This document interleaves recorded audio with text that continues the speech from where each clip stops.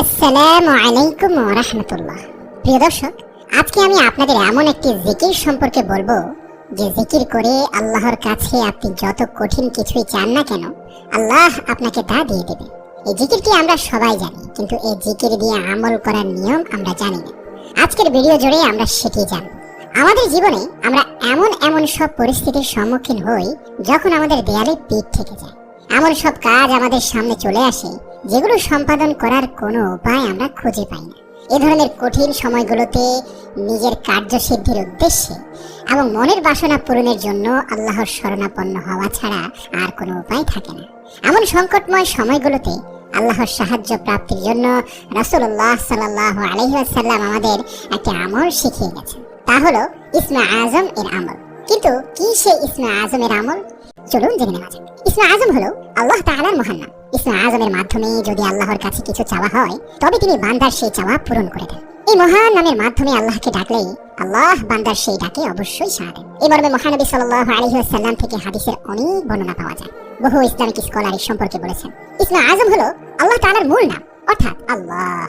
আমরা জানি যে আল্লাহ তাআলার অনেক গুণবাচক নাম রয়েছে। সেই সকল নামের মাঝে মূল যে নামটা সেটা হচ্ছে আল্লাহ। এই নামটিকে বেশিরভাগ ইসলামিক স্কলার ইসমে আজম হিসাবে আখ্যায়িত করেছেন।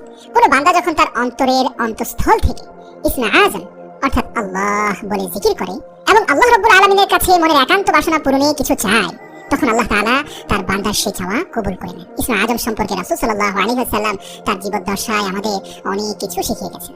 হাদিসের বর্ণনায় পাওয়া যায়, হযরত আব্দুল্লাহ ইবনে বুরাইদা রাদিয়াল্লাহু তার বাবা থেকে বর্ণনা করেন রাসূল সাল্লাল্লাহু আলাইহি ওয়াসাল্লাম এক ব্যক্তিকে এই দোয়াটি বলতে শুনেন। দোয়াটি হচ্ছে اللهم إني أسألك بأني أشهد أنك أنت الله لا إله إلا أنت الأحد الصمد الذي لم يلد ولم يولد ولم يكن له كفوا أحد।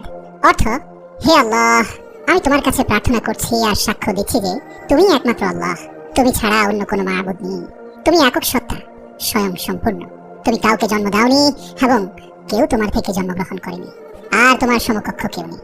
রাসূলুল্লাহ সাল্লাল্লাহু আলাইহি ওয়াসাল্লাম ওই ব্যক্তির মুখে এই বাক্যগুলো শুনে বললেন, সেই মহান সত্তার শপথ যার হাতে আমার জীবন, নিঃসন্দেহে এই লোক আল্লাহ তাআলার মহান নাম ইসমে আজম এর উসিলায় তার কাছে প্রার্থনা করেছে, যে নামের উসিলায় দোয়া করা হলে তিনি কবুল করেন এবং যে নামের উসিলায় প্রার্থনা করা হলে তিনি দান করেন।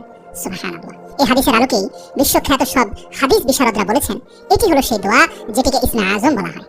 হাদিসের বিখ্যাত ব্যাখ্যা গ্রন্থ ফাতহুল বারিতে আল্লামা ইবনে হাজার আসকালানী রাহিমাহুল্লাহু আলাইহি এই হাদিসটিকে ইসমে আজম এর সবচেয়ে নির্ভরযোগ্য ও বিশুদ্ধ হাদিস হিসেবে আখ্যায়িত করেছেন।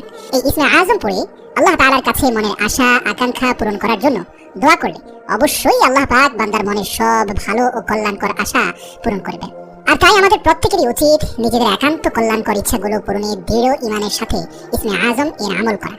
আল্লাহ তাআলা মুসলিম উম্মাহকে নিজেদের জীবনের সব আশা আকাঙ্ক্ষা পূরণে ইসমে আজম এর আমল যথাযথভাবে করার তৌফিক দান করুক। আমিন।